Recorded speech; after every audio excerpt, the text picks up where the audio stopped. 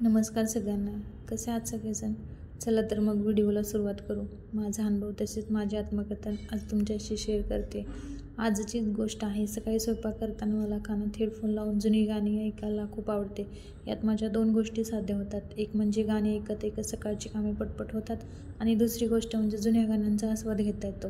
नेमकं आज झाले काय, माझ्या घरातले मेन हेड मला म्हणाले की अगं कानात ते घातलीस बहिरी होशील ना. त्यावर मी त्यांना सहज बोलून गेले की अहो याच्याने फक्त गाणीच ऐकायला येतात, आपल्याला बाहेरचं काहीच ऐकू येत नाही. मी जरी हे सहज बोलले असले तरी त्यात अर्थ खूप मोठा होता माझ्यासाठी.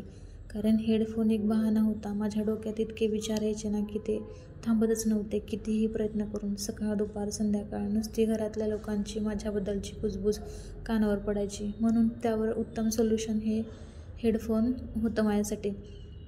हेडफोन एकदा का कानात घातला ना, मला खूप मानसिक शांतता भेटायची. कोण काय बोलतंय, काय कुजबूज करतंय, काही समजत नसायचं. सांगायचे तात्पर्य एकच की आयुष्यात आनंदी राहायचे तर कधी कधी असे बहिरे व्हावे लागते. तरच आपल्याला होणारा त्रास, लोकांची टोमणे आणि त्यामुळे मनावर होणाऱ्या खोलवर जखमा आणि घाव यांचाही त्रास कमी होईल.